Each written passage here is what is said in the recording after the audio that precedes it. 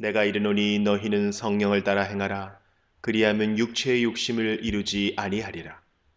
육체의 소욕은 성령을 거스르고 성령은 육체를 거스르나니 이 둘이 서로 대적하므로 너희가 원하는 것을 하지 못하게 하려 함이니라. 너희가 만일 성령의 인도하시는 바가 되면 율법 아래에 있지 아니하리라. 육체의 일은 분명하니 곧 음행과 더러운 것과 호색과 우상 숭배와 주술과 원수 맺는 것과 분쟁과 시기와 분냄과 당짓는 것과 분열함과 이단과 투기와 술 취함과 방탕함과 또 그와 같은 것들이라. 전에 너희에게 경계한 것 같이 경계하노니 이런 일을 하는 자들은 하나님의 나라를 유업으로 받지 못할 것이요 오직 성령의 열매는 사랑과 희락과 화평과 오래 참음과 자비와 양선과 충성과 온유와 절제니 이 같은 것을 금지할 법이 없느니라. 그리스도 예수의 사람들은 육체와 함께 그 정욕과 탐심을 십자가에 못 박았느니라.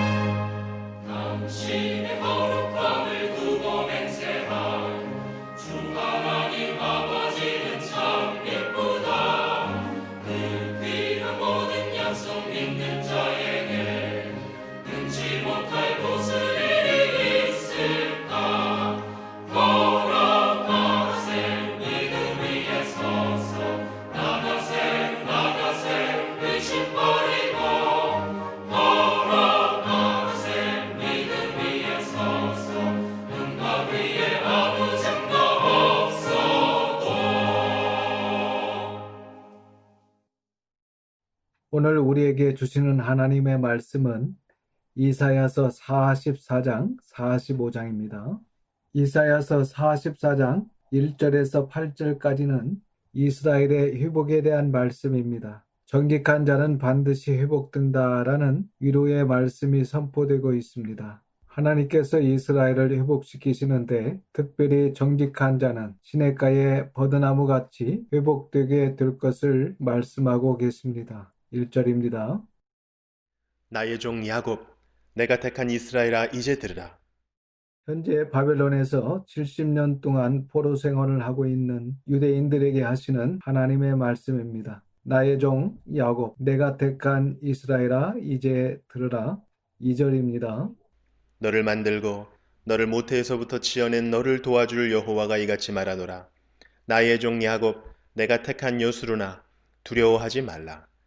우리도 감당할 수 없는 어려움을 만날 때마다 마음속에 하나님을 향한 신뢰와 믿음이 있어야 합니다. 너를 도와줄 여호와가 이같이 말하노라. 나의 종 야곱, 내가 택한 여수로나 두려워하지 말라. 여수로는 이스라엘의 별칭입니다. 여수론이라는 별칭은 구약 성경에서 4번 사용되고 있는데 신학자들은 여수론의 의미를 올바른 자, 정직한 자, 공의로운 자라는 의미로 해석을 하고 있습니다. 그렇게 해석을 하면 이 본문의 뜻은 정직한 자여, 의로운 자여, 하나님께서 도와주시니 두려워하지 말라. 정직한 자여, 하나님께서 반드시 도와주시니 두려워하지 말라입니다. 3절과 4절입니다. 나는 목마른 자에게 물을 주며 마른 땅에 시내가 흐르게 하며 나의 영을 네 자손에게 나의 복을 네 후손에게 부어주리니 그들이 풀 가운데에서 솟아나기를 시냇가에 버들같이 할 것이라. 하나님은 올바른 자, 정직한 자, 공의로운 자, 여수론의 자손, 후손에게 모든 것을 주시며 심지어 성령을 복을 주신다는 것입니다. 그들의 풀 가운데 이 풀은 이방인 또는 불신자, 즉 수많은 이방인들 그리고 하나님을 신뢰하지 못하는 사람들을 풀로 표현하고 있는 것입니다. 그들의 풀 가운데에서 솟아나기를 시냇가의 버드나무같이 반드시 너희는 회복될 것이라. 여수로는 이렇게 반드시 회복됩니다. 저와 여러분, 우리 자녀들이 이러한 존재가 되어야 됩니다. 5절입니다. 한 사람은 이르기를 나는 여호와께 속하였다 할 것이며 또 한 사람은 야곱의 이름으로 자기를 부를 것이며 또 다른 사람은 자기가 여호와께 속하였음을 그의 손으로 기록하고 이스라엘의 이름으로 존귀히 여김을 받으리라. 5절에 사람이라는 말은 유대인입니다. 한 유대인, 또 한 유대인, 또 다른 유대인. 그래서 유대인들 중에서 소수의 남은 자가 나는 여호와께 속했다. 나는 이스라엘 백성이다. 라고 자랑스럽게 말할 때가 온다는 것입니다. 그리고 그 소수의 남은 자들이 존귀히 여김을 받게 될 것을 본문은 예언해 주고 있습니다. 6절입니다. 이스라엘의 왕인 여호와 이스라엘의 구원자인 만군의 여호와가 이같이 말하노라. 나는 처음이요 나는 마지막이라. 나 외에 다른 신이 없느니라. 줄을 칩니다. 나는 처음이요 나는 마지막이라. 나 외에 다른 신이 없느니라. 여호와 하나님께서 역사의 시작이시자 역사의 종결자이심을 선포하고 계십니다. 즉 역사의 시작자, 창조주 하나님을 선포하고 계시며 또 역사의 종결자, 심판주 하나님을 선포하고 계시는 것입니다. 그리고 그 여호와 하나님께서 유일하신 신이심을 강조하고 있습니다. 7절입니다. 내가 영원한 백성을 세운 이후로 나처럼 외치며 알리며 나에게 설명할 자가 누구냐? 있거든 될 일과 장차 올 일을 그들에게 알릴지어다. 내가 영원한 백성, 이 영원한 백성이 여수론들, 이사야에서 강조하고 있는 소수의 남은 자들입니다. 과연 우리가 소수의 남은 자, 여수론인지 이 땅에서 살아갈 때 늘 고민하고 자기 자신의 믿음과 모습을 되돌아보고 살피는 우리 모두가 되어야 합니다. 내가 영원한 백성, 소수의 남은 자를 반드시 세운 이후로 나처럼 외치며 알리며 나에게 설명할 자가 누구냐? 있거든 될 일과 장차 올 일을 그들에게 알릴지어다. 반어법적인 표현입니다. 그러니까 소수의 남은 자들에게 장래의 일을 말씀하시고 장래의 일을 가르치시는 유일한 하나님이심을 강조하고 있습니다. 8절입니다. 너희는 두려워하지 말며 겁내지 말라. 내가 예로부터 너희에게 듣게 하지 아니하였느냐? 알리지 아니하였느냐? 너희는 나의 증인이라. 나 외에 신이 있겠느냐? 과연 반석은 없나니 다른 신이 있음을 내가 알지 못하노라. 8절에 줄을 칩니다. 저와 여러분이 현재 가져야 될 마음가짐과 자세입니다. 너희 소수의 남은 자들은 두려워하지 말며 겁내지 말라. 내가 예로부터 너희에게 듣게 하지 아니하였느냐? 내가 이러한 일을 너희에게 미리 알리지 아니하였느냐? 너희는 나의 증인이라. 이 말씀은 옛날부터 하나님께서 이스라엘 백성들에게 하신 말씀이고 하나님의 백성의 사명이었습니다. 온 세상이 아담의 죄 아래 있고 하나님을 대적하는 모든 나라 백성들에게 하나님의 살아계심을 알리며 하나님께 돌아오도록 아브라함을 선택하시고 그 후손인 이스라엘 백성들을 이집트에서 나오게 하시며 아무도 없는 조용한 시내산에서 출 이집트한 백성들과 약속하신 것을 말씀하시는 것입니다. 출애굽기 19장 5절 6절 말씀을 이해하지 못하면 구약 전체가 이해되지 않습니다. 우리 출애굽기 19장 5절과 6절 한번 읽겠습니다. 세계가 다 내게 속하였나니 너희가 내 말을 잘 듣고 내 언약을 지키면 너희는 모든 민족 중에서 내 소유가 되겠고 너희가 내게 대하여 제사장 나라가 되며 거룩한 백성이 되리라. 너는 이 말을 이스라엘 자손에게 전할지니라. 전 세계가 내가 만들었고 내 것인데 모든 백성이 내게로 돌아오지 않는다. 그러니까 너희가 내 말을 잘 듣고 내 언약을 지켜서 모든 민족 중에서 너희는 내 것이 되어서 세상 나라 타락한 모든 사람들, 백성들, 나라들과 나 하나님 사이에서 다리 역할을 하는 제사장 나라가 되어 모든 나라, 모든 사람들을 나에게 돌아오도록 하라고 선택하셨고 사명을 받았습니다. 그리고 세상 사람들과 좀 다르게 살고 나 하나님을 위해 구별된 거룩한 백성들이 되어라라고 사명을 받았습니다. 그 사명도 감당하지 못하고 세상과 달라야 되는데 우상 숭배하며 이방 나라의 모든 죄를 따라하여 레위기 26장과 신명기 28장에서 말씀하시는 복을 받지 못하고 저주를 받아 바벨론의 포로가 된 소수의 남은 유대인들에게 시내산에서 하신 약속을 다시 한번 말씀하시면서 그때 주신 사명을 다시 한번 환기시켜 주고 계십니다.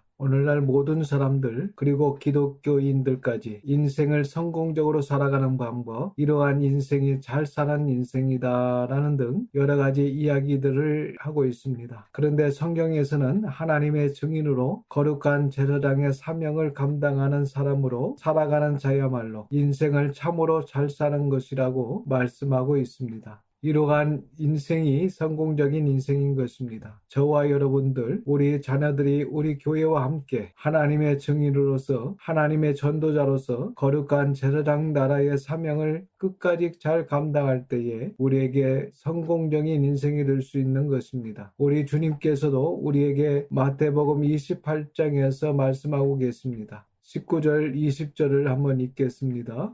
그러므로 너희는 가서 모든 민족을 제자로 삼아 아버지와 아들과 성령의 이름으로 세례를 베풀고 내가 너희에게 분부한 모든 것을 가르쳐 지키게 하라. 볼지어다 내가 세상 끝날까지 너희와 항상 함께 있으리라 하시니라. 이 말씀은 하나님의 말씀을 가르쳐 지키게 하라라고 하십니다. 그러므로 전도는 도를 전하는 것인데 창세기부터 계시록까지 하나님의 모든 말씀을 바르게 전해서 지키도록 하라는 말씀입니다. 이러한 하나님의 증인으로 살아야 합니다. 오로지 생명을 위해서만 사는 인생이 아니라 철저히 생명을 맡겨진 사명을 위해 소진하며 살아가는 진리와 하나님의 나라를 증거하는 저와 여러분들, 우리 자녀들이 되어야 한다는 것입니다. 너희는 나의 증인이라 나 위에 신이 있겠느냐. 과연 반석은 없나니 다른 신이 있음을 내가 하나님께서 알지 못하노라. 그래서 1절에서 8절의 말씀은 유대인들 중에 정직한 자들은 반드시 하나님의 은혜와 복을 받아 시냇가의 버드나무 같이 회복되게 된다는 예언의 말씀입니다. 그리고 회복된 이후에는 은혜 받은 사람답게 구원받은 사람답게 하나님의 증인의 삶, 거룩한 제사장 나라의 삶을 살아야 한다는 말씀까지 증거하고 있습니다. 그리고 9절에서 20절은 우상 숭배자의 우미함을 말씀하고 있습니다. 9절입니다. 우상을 만드는 자는 다 허망하도다. 그들이 원하는 것들은 무익한 것이거늘 그것들의 증인들은 보지도 못하며 알지도 못하니 그러므로 수치를 당하리라. 우상을 만드는 자는 다 허망하도다. 타 종교인을 말하는 것이기도 하고 또 교회에 다니면서도 여전히 우상 숭배하는 사람들을 의미하는 것입니다. 그들이 원하는 것들은 무익한 것이거늘 그것들의 증인들, 우상 숭배자들은 우상의 허망함을 보지도 못하며 알지도 못하니 그러므로 수치를 당하리라. 하나님을 왕과 주인으로 모시지 않는 자들은 우상 숭배자들인데 결국 수치를 당하게 된다는 말씀입니다. 10절에서 13절입니다. 신상을 만들며 무익한 우상을 부어 만든 자가 누구냐? 보라, 그와 같은 무리들이 다 수치를 당할 것이라. 그 대장장이들은 사람일 뿐이라. 그들이 다 모여 서서 두려워하며 함께 수치를 당할 것이니라. 철공은 철로 연장을 만들고 숯불로 일하며 망치를 가지고 그것을 만들며 그의 힘센 팔로 그 일을 하나. 배가 고프면 기운이 없고 물을 마시지 아니하면 피로하니라. 목공은 줄을 들여 재고 붓으로 긋고 대패로 밀고 곡선자로 그어 사람의 아름다움을 따라 사람의 모양을 만들어 집에 두게 하며 철공은 철로, 목공은 나무로 우상을 만들어 각자의 집에 두게 하는데 우상을 만드는 자는 수치를 당할 것이다 라고 말씀하고 있습니다. 14절입니다. 우상의 특징입니다. 그는 자기를 위하여 백향목을 베며 디르사 나무와 상수리 나무를 취하며 숲의 나무들 가운데에서 자기를 위하여 한 나무를 정하며 나무를 심고 비를 맞고 자라게도 하느니라. 그는 줄을 칩니다. 자기를 위하여 우상을 만들기 위해 백향목과 디르사 나무와 상수리 나무를 취하며 또 줄을 칩니다. 자기를 위하여 우상을 만들기 위해 특별히 한 나무를 정하며 나무를 심고 비를 맞고 자라게 해서 그 나무로 우상을 만든다는 것입니다. 이렇게 정성을 다해 우상을 만드는데 모두 자기 자신을 위해 만든다는 것입니다. 15절입니다. 이 나무는 사람이 땔감을 삶는 것이거늘 그가 그것을 가지고 자기 몸을 덮게도 하고 불을 피워 떡을 굽기도 하고 신상을 만들어 경배하며 우상을 만들고 그 앞에 엎드리기도 하는구나. 이 모든 나무들은 땔감으로 사용되어야 되는데 우상을 만드는 우상 숭배자들의 미련함을 지적하고 있습니다. 16절과 17절입니다. 그 중에 절반은 불에 사르고 그 절반으로는 고기를 구워 먹고 배불리며 또 몸을 덮게 하여 이르기를 아하 따뜻하다 내가 불을 보았구나 하면서 그 나머지로 신상 곧 자기의 우상을 만들고 그 앞에 엎드려 경배하며 그것에게 기도하여 이르기를 너는 나의 신이니 나를 구원하라 하는도다.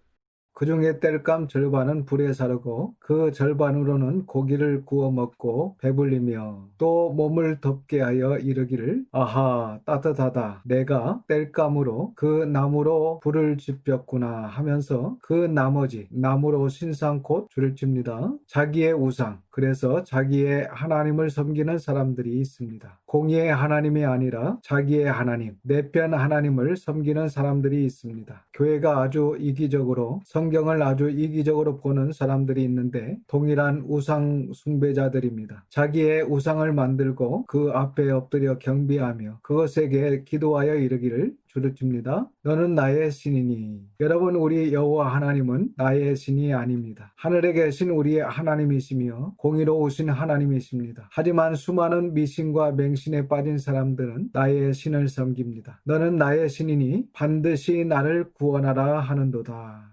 18절입니다. 그들이 알지도 못하고 깨닫지도 못함은 그들의 눈이 가려서 보지 못하며 그들의 마음이 어두워져서 깨닫지 못함이니라.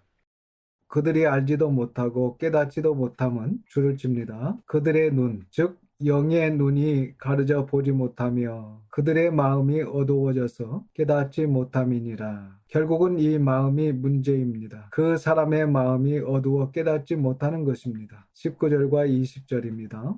마음에 생각도 없고 지식도 없고 총명도 없으므로 내가 그것의 절반을 불사르고 또한 그 숯불 위에서 떡도 굽고 고기도 구워 먹었거늘 내가 어찌 그 나머지로 가증한 물건을 만들겠으며 내가 어찌 그 나무 토막 앞에 굴복하리요 말하지 아니하니 그는 죄를 먹고 허탄한 마음에 미혹되어 자기의 영혼을 구원하지 못하며 나의 오른손에 거짓 것이 있지 아니하냐 하지도 못하느니라. 이런 미련한 우상 숭배자들은 죄를 먹고 허탄한 마음에 미혹되어 자기의 영혼을 구원하지도 못하며 나의 오른손에 거짓 것이 있지 아니하냐 하고 깨닫지도 못하느니라. 우상 숭배자들의 미련함과 우매함을 말씀하고 있습니다. 이제 21절에서 28절까지는 또 한 번 이스라엘의 회복이 나옵니다. 이 이스라엘의 회복은 고레스를 통한 예루살렘의 회복을 예언해 주고 있습니다. 21절입니다. 야곱아, 이스라엘아, 이 일을 기억하라. 너는 내 종이니라. 내가 너를 지었으니 너는 내 종이니라. 이스라엘아, 너는 나에게 잊혀지지 아니하리라. 하나님의 징벌을 받아 70여 년간 바벨론에서 포로 생활을 하고 있는 소수의 남은 자들아, 너희는 이 일을 기억하라. 너는 내 종이니라. 하나님께서 지으셨고 하나님의 종이기 때문에 하나님은 이스라엘을 결코 잊을 수 없다는 것입니다. 22절입니다. 내가 네 허물을 빽빽한 구름같이 네 죄를 안개같이 없이 하였으니 너는 내게로 돌아오라. 내가 너를 구속하였음이니라. 22절에 줄을 칩니다. 내가 너의 허물을 빽빽한 구름같이 너의 죄를 안개같이 없이 하였으니 하나님께서 이스라엘 모든 사람들의 죄를 이렇게 용서해 주신다는 말씀이 아니고 이스라엘의 소수의 남은 자, 참 신앙인의 죄를 바람이 불면 사라지는 구름같이 햇살이 비치면 사라지는 안개와 같이 소수의 남은 자, 참 신앙인들의 죄와 허물을 완전히 용서해 주시고 예루살렘으로 귀환시켜 주시겠다는 약속의 말씀을 하고 있는 것입니다. 진실하지 않거나 성실하지 않거나 정직하지 않거나 정의롭지 않거나 겸손하지 않은 신앙인은 절대로 이러한 죄사함의 은혜를 누릴 수 없습니다. 그러한 사람들은 이러한 말씀을 자신의 말씀으로 삼을 수 없습니다. 그리고 징벌의 시간, 바벨론 포로 70년과 같은 징벌의 시간을 겸손히 달게 충분히 보낸 사람만, 하나님의 사랑에 매를 한동안 맞은 사람만 이러한 놀라운 사죄의 은혜를 받게 된다는 것을 본문은 증거해 주고 있는 것입니다. 너는 내게로 돌아오라. 구약 성경에서 아주 중요한 메시지입니다. 죄사함의 은혜를 받기 위한 가장 기본적인 조건입니다. 반드시 인격체가 스스로 진리로 하나님께로 말씀을 가지고 돌아와야 합니다. 돌아오되 마음을 찢고 길과 행위를 바르게 하면서 돌아와야 합니다. 너는 내게로 돌아오라. 내가 너를 구원하였음이니라. 23절에서 25절입니다. 여호와께서 이 일을 행하셨으니 하늘아 노래할지어다. 땅의 깊은 곳들아 높이 부를지어다. 산들아 숲과 그 가운데의 모든 나무들아 소리내어 노래할지어다. 여호와께서 야곱을 구속하셨으니 이스라엘 중에 자기의 영광을 나타내실 것이미로다. 내 구속자여 모태에서 너를 지은 나 여호와가 이같이 말하노라. 나는 만물을 지은 여호와라.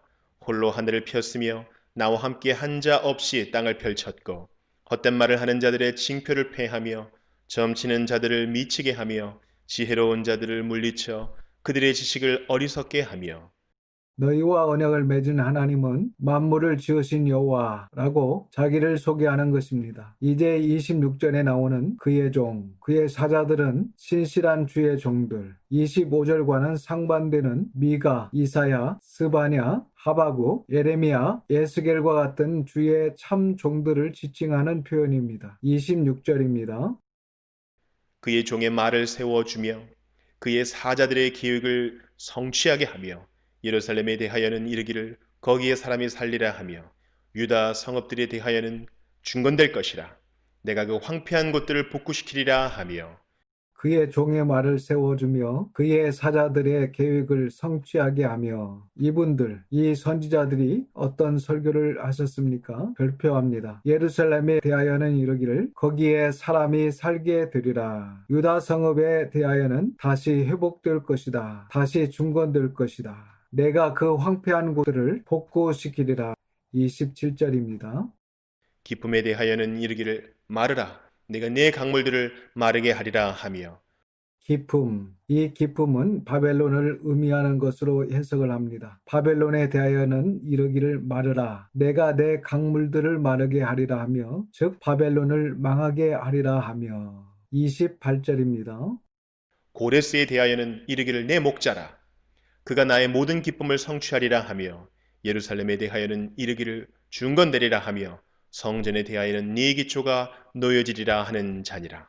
고레스에 대하여는 아주 중요한 대목입니다. 페르시아 초대 왕제 고레스의 이름이 처음으로 언급되는 장면입니다. 이사야 45장 1절에서도 이 페르시아 초대 왕제 고레스의 이름이 직접 언급되고 있고 예언되고 있습니다. 고레스에 대하여는 이르기를 내 목자라. 이것은 하나님의 목자라는 말씀이 아니라 유대인들의 목자, 유대인들을 돌봐줄, 귀환시켜줄 목자라는 것입니다. 그가 나의 모든 기쁨, 이 기쁨은 유대인의 귀환, 예루살렘 회복, 예루살렘 성전의 회복을 의미하는 것입니다. 그가 나의 모든 기쁨을 성취하리라 하며 예루살렘에 대하여는 이르기를 중건되리라 하며 예루살렘 성전에 대하여는 아주 중요한 내용입니다. 예루살렘 성전에 대하여는 내 기초가 놓여지리라 하는 자니라. 이 예언의 말씀에 의해서 수룹발벨 성전이 다시 재건될 수 있었던 것입니다. 이러한 하나님의 말씀은 이사야의 제자들을 통하여 바벨론 70년 포로 시기에 예언되었던 말씀이고 우리가 잘 알 수 있는 것처럼 이후에 BC 538년 고레스 칙령으로 이 예언의 말씀은 정확하게 역사 가운데 성취가 됩니다. 이렇게 성경은 다른 정경들과 달리 확실한 역사성을 가지고 있기 때문에 유일한 정경, 유일한 진리가 되는 것입니다. 45장 1절에서 13절은 고레스 배후에서 역사하시는 주권자 하나님을 우리에게 소개해 주고 있습니다. 45장 1절입니다. 여호와께서 그의 기름 부음을 받은 고레스에게 이같이 말씀하시되 내가 그의 오른손을 붙들고 그 앞에 열국을 항복하게 하며 내가 왕들의 허리를 풀어 그 앞에 문들을 열고 성문들이 닫히지 못하게 하리라.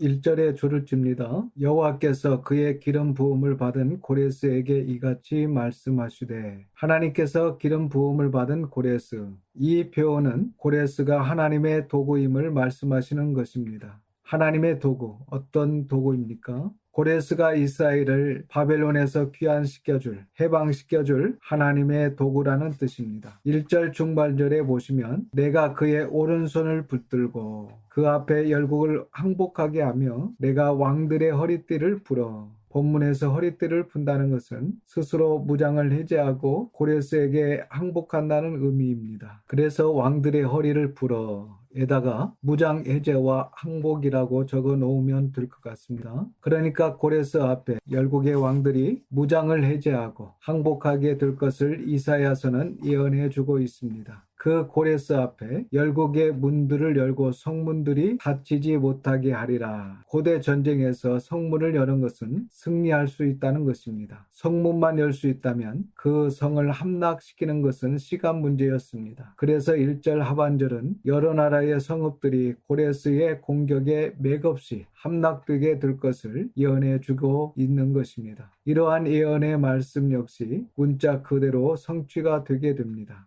2절입니다. 내가 너보다 앞서가서 험한 곳을 평탄하게 하며 논문을 쳐서 부수며 쇠빗장을 꺾고 내가 너보다 하나님께서 고레스보다 앞서가셔서 바벨론을 치신다는 말씀입니다. 3절입니다. 내게 흑암 중에 보화와 은밀한 곳에 숨은 재물을 주어 내 이름을 부르는 자가 나 여호와 이스라엘의 하나님인 줄을 내가 알게 하리라. 내게 흑암 중에 보아와 은밀한 곳에 숨은 재물을 주어 내 이름 고레스의 이름을 부르는 자가 나 여호와 이스라엘의 하나님인 줄을 고레스 너가 알게 될 것이다. 앞으로 고레스는 고대 중근동 국가들을 정복하면서 실제로 수많은 보아들을 모아들이게 됩니다. 그 중에서도 바벨론과 사르디스에서 큰 재물을 획득하였다라고 역사학자들은 이야기를 해주고 있습니다. 4절입니다. 내가 나의 종 야곱, 내가 택한 자 이스라엘, 곧 너를 위하여 내 이름을 불러 너는 나를 알지 못하였을지라도 내게 칭호를 주었노라. 내가 나의 종 야곱, 내가 택한 자 이스라엘 곧 너 이스라엘을 위하여 고레스의 이름을 불러. 고레스, 너는 나를 알지 못하였을지라도 줄 칩니다. 고레스는 알지 못하였을지라도 하나님께서는 다 알고 계십니다. 미래에 등장할 사람을 알고 계십니다. 내게 내가 칭호를 주겠노라. 하나님께서 미래의 페르시아 초대 황제 고레스에게 강력한 권력을 주시겠다라고 예언하고 계십니다. 5절입니다. 나는 여호와라. 나 외에 다른 이가 없나니 나밖에 신이 없느니라. 너는 나를 알지 못하였을지라도 나는 내 띠를 동일 것이요. 고레스 너는 나를 알지 못하였을지라도 줄집니다. 나는 내 띠를 너의 허리띠를 동일 것이요. 하나님께서 고레스에게 강력한 힘을 주실 것을 계속해서 예언하고 계십니다. 6절과 7절입니다. 해 뜨는 곳에서든지 지는 곳에서든지 나밖에 다른 이가 없는 줄을 알게 하리라. 나는 여호와라. 다른 이가 없느니라. 나는 빛도 짓고 어둠도 창조하며 나는 평안도 짓고 환난도 창조하나니 나는 여호와라. 이 모든 일들을 행하는 자니라 하였노라.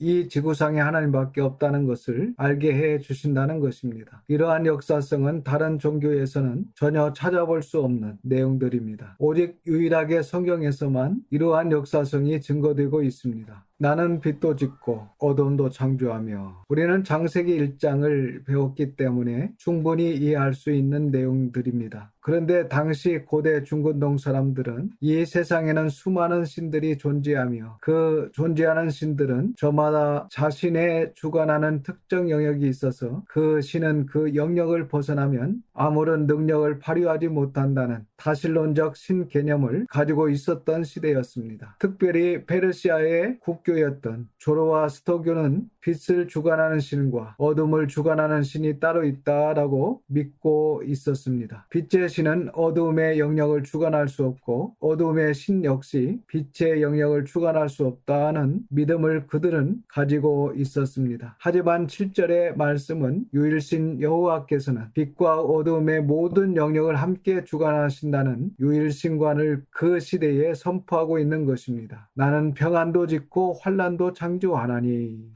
우리 하나님께서 평안한 일도 일으키시지만 환난도 그분께서 섭리하시고 역사하시고 창조하시고 계신다는 사실을 분명히 말씀해 주고 계십니다. 하나님께서는 평안도 만드셨지만 환난도 만드셨다는 사실을 우리는 기억해야 합니다. 평안을 통해서 그분이 하시는 일도 있으시지만 환난을 통해서 하시고자 하시는 일도 분명히 있으십니다. 특별히 이 환난을 통해서 하나님께서 우리의 믿음을 시험하시며 알곡과 쭉정이를 가르친다고 성경은 우리에게 말씀해 주고 있습니다. 나는 여호와라. 이 모든 일들을 행하는 자니라. 이 모든 일을 하나님께서 배우하고 일하고 계시는 것입니다. 어떤 특정 영역이 아니라 세상 모든 영역을 유일신 여호와께서 섭리하시고 다스리신다는 유일신 개념을 선포하고 계시는 것입니다. 이렇게 여호와께서 유일신으로서 세상의 빛과 어둠, 세상의 평안과 환난, 모든 영역을 섭리하시고 다스리시고 계심을 증거하고 있는 것입니다. 8절입니다. 하늘이여 위로부터 공의를 뿌리며 구름이여 의를 부을지어다. 땅이여 열려서 구원을 싹트게 하고 공의도 함께 움돋게 할지어다. 나 여호와가 이 일을 창조하였느니라. 하늘이여 이로부터 공의를 뿌리며 구름이여 의를 부을지어다. 현대어 성경에서는 이 의를 정의라고 번역하고 있습니다. 구름이여 정의를 부을지어다. 땅이 열려서 구원을 싹트게 하고 공의도 함께 움돋게 할지어다. 나 여호와가 이 일을 창조하였느니라. 분명한 것은 이처럼 하나님의 공의와 하나님의 구원은 충돌하지 않습니다. 오늘날 우리가 가지고 있는 사랑의 개념은 굉장히 세속적인 사랑인 것 같습니다. 그러다 보니까 늘 공의와 정의와 이 사랑이 충돌합니다. 오늘날 교회들이 적용하고 있는 은혜와 사랑 역시 그 정의와 공의를 훼손시킵니다. 하지만 하나님의 구원, 하나님의 은혜, 하나님의 사랑은 결코 공의와 정의를 훼손하지 않습니다. 그래서 우리는 이 본문을 반드시 명심해야 합니다. 이처럼 45장 8절은 여호와께서 행하시는 일들이 모두 공의롭고 정의로운 일들이라는 사실을 증거해 주고 있고 그 하나님의 공의롭고 정의로운 모든 일들로 인해 결국 소수의 남은 자만 구원을 받게 된다는 사실을 말씀해 주고 있는 것입니다. 이러한 원리를 지금 이사야서 45장 시점에 적용해 볼 수 있고 충분히 오늘날 우리의 삶에 우리의 사회에서도 적용해 볼 수 있는 대목입니다. 하나님의 공의롭고 정의로운 일들로 인해 결국 소수의 남은 자만 구원을 받게 되는 것입니다. 9절입니다.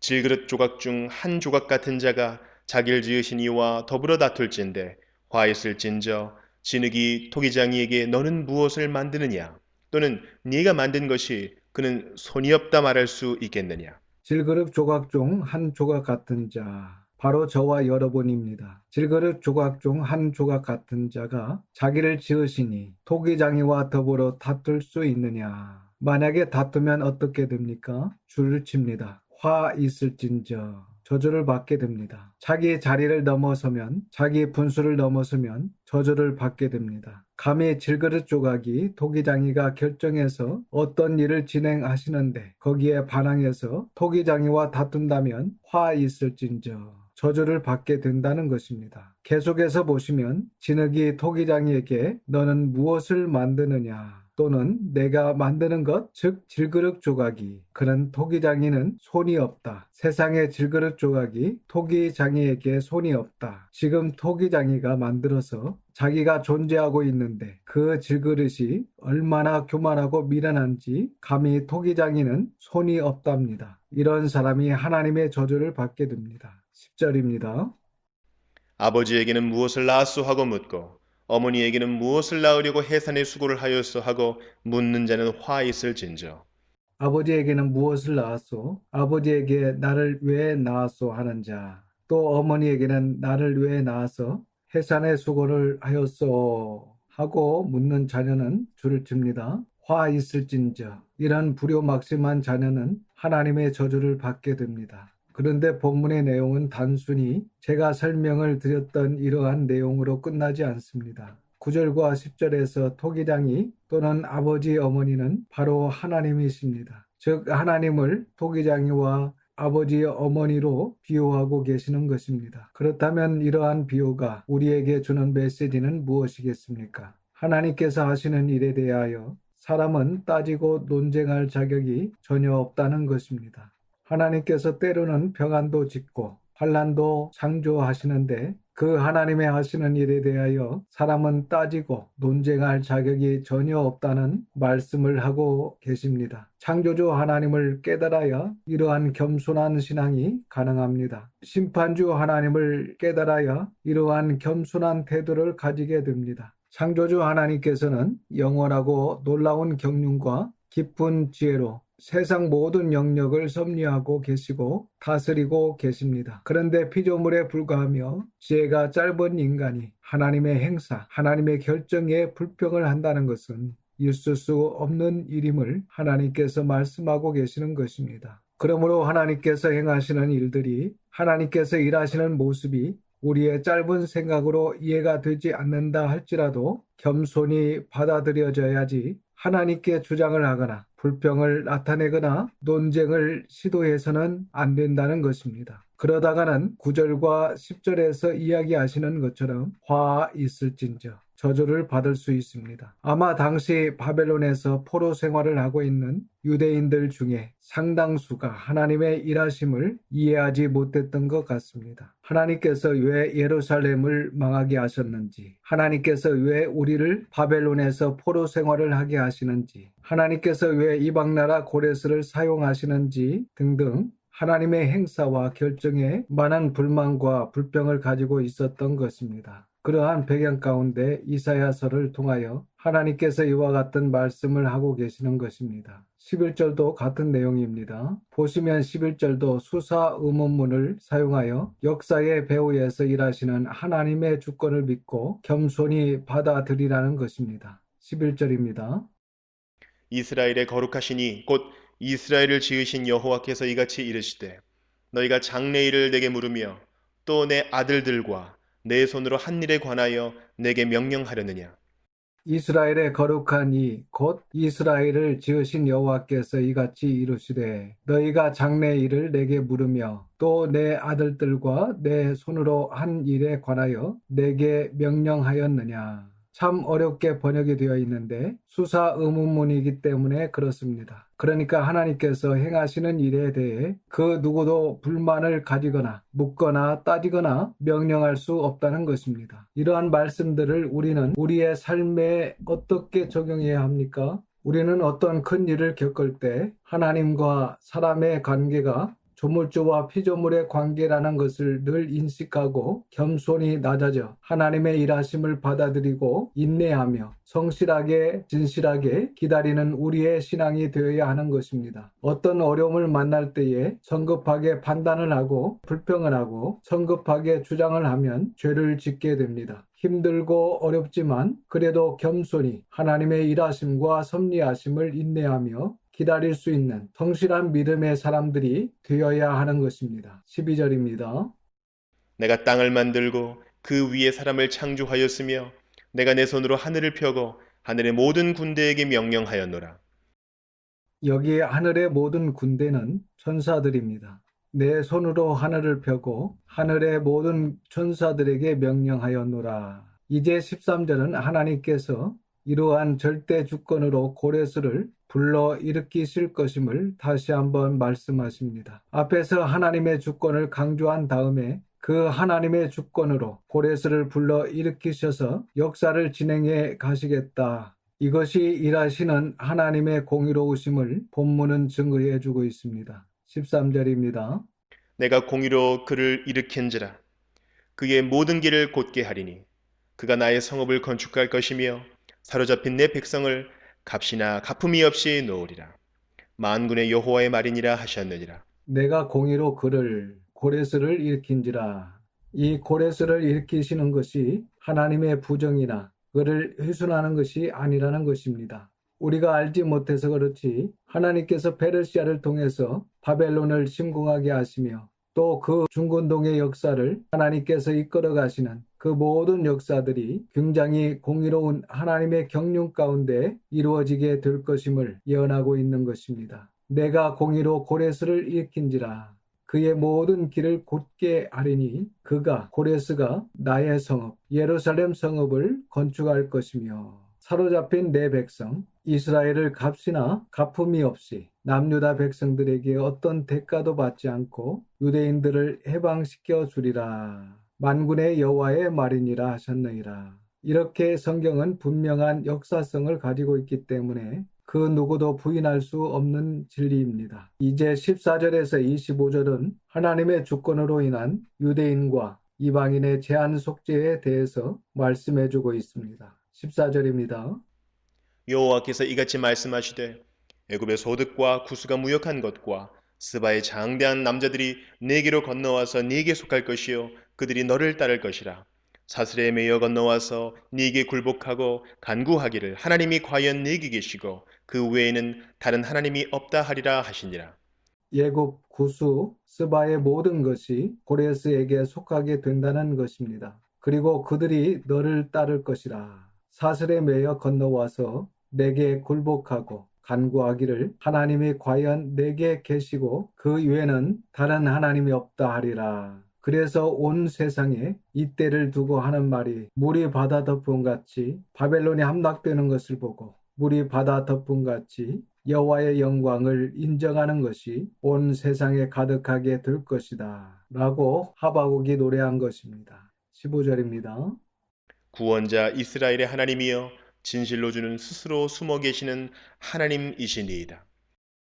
구원자 이스라엘의 하나님이여 별표합니다. 진실로 주 여호와 하나님은 스스로 숨어 계시는 하나님이시니이다. 하나님은 눈에 보이는 어떤 형상으로 소개될 수 있는, 설명될 수 있는 분이 아니라는 사실입니다. 그리고 인간의 감각으로 지각될 수 있는 그러한 유한한 분이 아니십니다. 이러한 부분들을 오늘날 은사주의자들과 신비주의자들이 이해하지 못하고 있기 때문에 큰 오해와 그릇된 신앙에 빠져 있는 것입니다. 신비주의자들은 하나님에 대한 기본 인식부터 잘못되어 있는 것입니다. 다시 말씀드리지만 우리의 하나님은 어떤 형상으로 소개될 수 있는 분이 아니며 인간의 감각으로 지각될 수 있는 그런 유한한 분이 아니십니다. 인간의 눈에 보이지 않고 인간의 감각으로 지각되지 않는 분이지만 분명히 역사의 뒤편에서 역사의 주권자로 섭리하시고 일하시고 계신 분이심을 이사야서는 우리에게 증거해주고 있는 것입니다. 그래서 이러한 스스로 숨어 계시는 하나님은 반드시 신비주의를 통해서 만나는 것이 아니라 역사적으로 확인이 되어야 하고 역사를 통하여 여호와 하나님을 만날 수 있는 것입니다. 이것을 사탄이 알고 있기 때문에 사탄은 성경을 역사적으로 해석하지 못하도록 시도하고 있고 성경의 역사성을 자유주의 신학자를 통하여 계속해서 훼손시키고 있습니다. 그 결과 오늘날 많은 신학대학 교수들 중에서도 상당수가 성경의 이 역사성을 믿지 않습니다. 우리가 살펴보고 있는 이 이사야서 뒷부분을 바벨론 신화 정도로 생각을 하는 교수들이 상당수가 있습니다. 이러한 사탄의 계략을 이겨내기 위해서는 반드시 성경 전체, 창세기부터 요한계시록까지 성경 전체를 연대기 순으로 역사적으로 풀어야 합니다. 그래야 그 큰 역사의 뒤편에서 역사의 주권자로 섭리하시고 역사하시는 스스로 숨어 계시는 진짜 여호와 하나님을 만날 수 있는 것입니다. 그리고 15절을 통해 한 가지 더 생각할 수 있는 것은 하나님께서는 인간의 인격과 자유를 침해하시는 분이 아니시라는 사실입니다. 이 부분도 오늘날 이 신비주의자들과 저와 여러분의 인식에 큰 차이가 있는 것입니다. 그분은 인간의 삶을 가까이에서 통제하시거나 인간의 삶을 가까이에서 간섭하시는 분이 아니십니다. 우리가 섬기는 여호와 하나님은 스스로 숨어 계시면서 철저히 인간의 인격과 자유를 보장해 주십니다. 이러한 스스로 숨어 계시는 하나님을 우리가 바르게 이해를 해야 신앙생활을 어떻게 할 것인지, 삶을 어떻게 살아갈 것인지 등의 큰 흐름들을 잡을 수 있는 것입니다.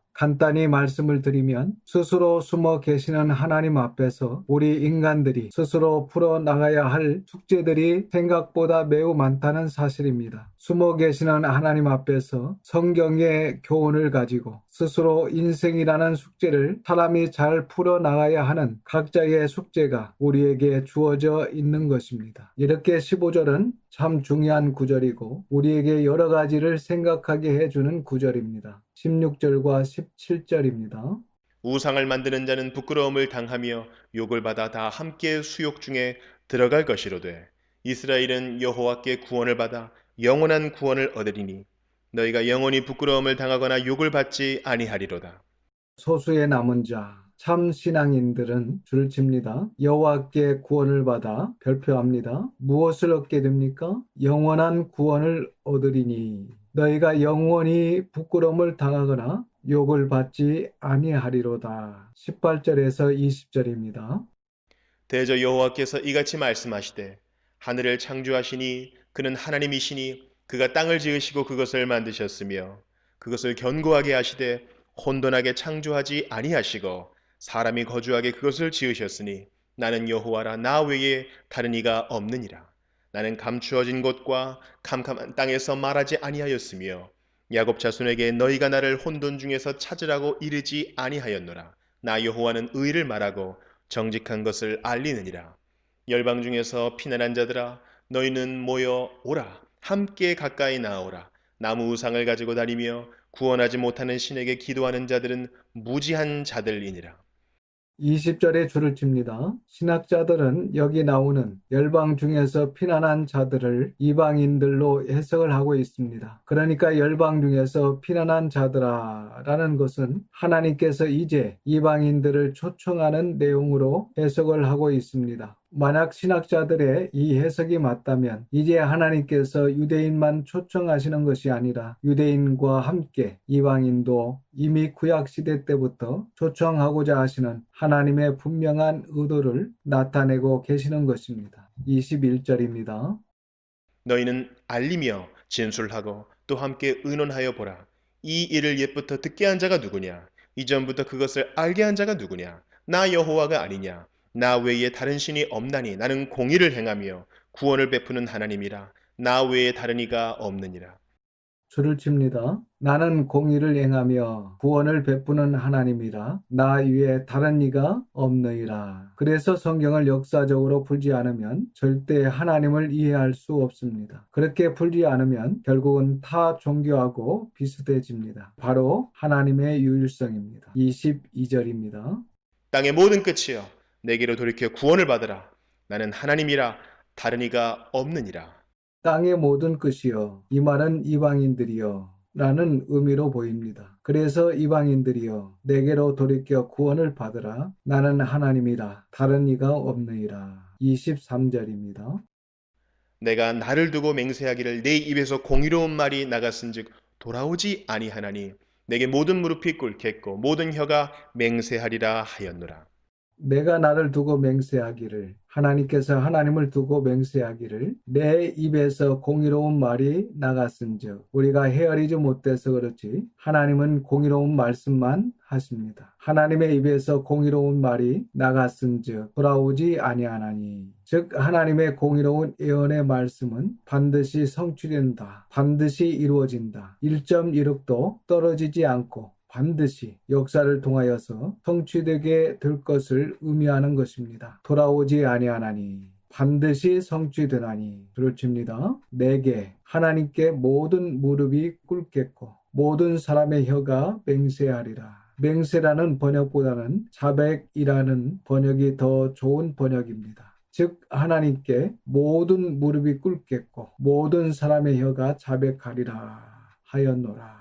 지금 줄을 친 이 구절에 적어 놓습니다. 로마서 14장 11절. 이 구절을 신약에서 바울이 로마서 14장 11절에 그대로 인용을 합니다. 기록되었으되 주께서 이르시되 내가 살았노니 모든 무릎이 내게 꿇을 것이요 모든 혀가 하나님께 자백하리라 하였느니라. 이 구절을 바울이 인용하고 있는 로마서 14장 11절 그 문맥에서 확인할 수 있는 것처럼 먼저 본문은 정죄를 받은 죄인들이 무서운 심판주인 하나님 앞에 무릎을 꿇고 죄를 자백하는 때가 오게 될 것을 의미하는 것입니다. 때가 되면 정죄를 받은 수많은 죄인들이 무시무시한 심판주 여호와 하나님 앞에 무릎을 꿇고 죄를 자백하는 장면이 펼쳐지게 될 것을 이사야서는 예언해 주고 있고 바울도 말씀하고 있는 것입니다. 그리고 또 하나의 무릎을 꿇는 자가 있습니다. 구원받은 자들입니다. 구원받은 자들이 무릎을 꿇고 감사 고백을 하며 예배 드리는 장면까지 포함하고 있는 것으로 해석할 수 있습니다. 그래서 모든 무릎, 모든 혀라는 표현이 나오고 있는 것입니다. 즉 세상 마지막 끝날에 모든 사람이 하나님 앞에 단 한 사람도 제외하지 않고 여호와 하나님 앞에 무릎을 꿇게 되는데 그 무릎을 꿇게 되는 사람들 중에 두 부류가 있다는 것입니다. 첫째는 정죄를 받아 죄를 자백하며 무릎을 꿇는 사람들이 있을 것이고 두 번째는 속죄를 받아 감사 고백을 하며 무릎을 꿇는 사람들이 있게 될 것을 본문은 말씀해주고 있는 것입니다. 24절입니다.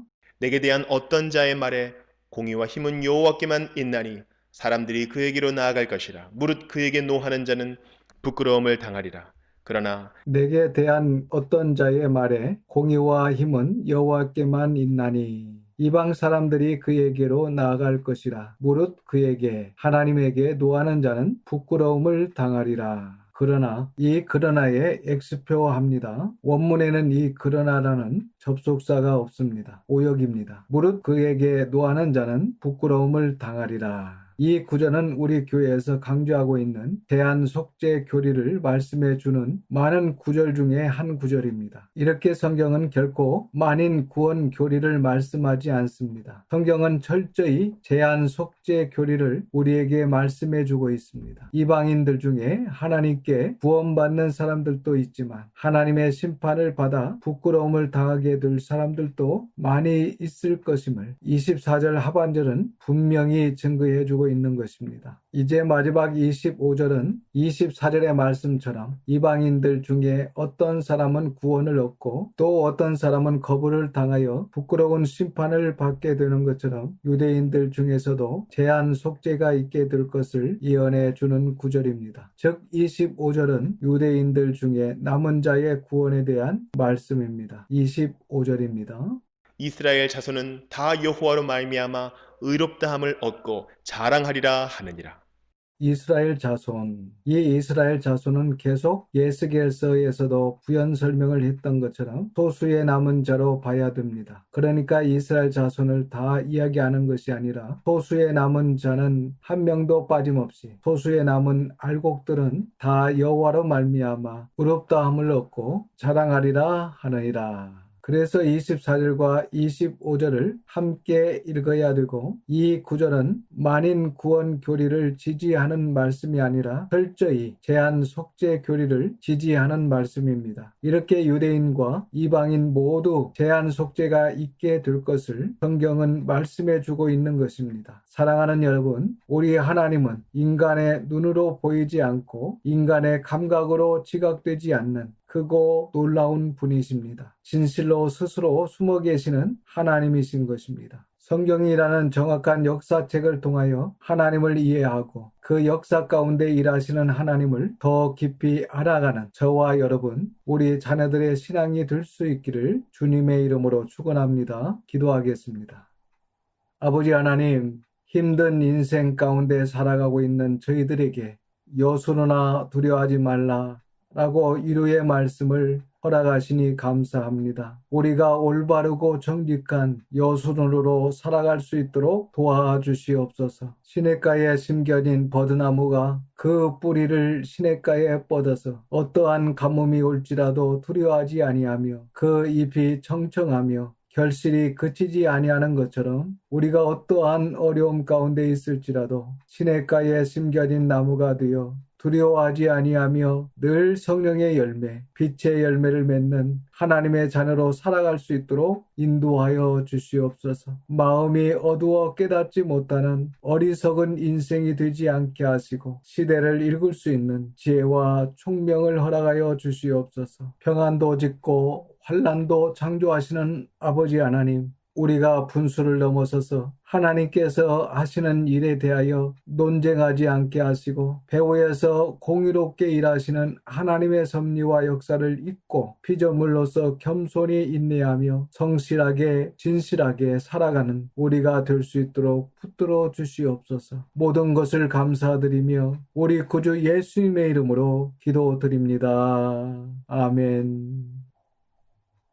지금은 우리 구주 예수 그리스도의 은혜와 아버지 하나님의 크크신 사랑하심과 성령님의 감화감동 역사 충만하심이 이 땅에서 여수론으로 올바른 자, 정직한 자, 공의로운 자로 살아가는 모든 성도들과 자녀들에게 함께 하시기를 우리 주님 예수님의 이름으로 축원하옵나이다. 아멘.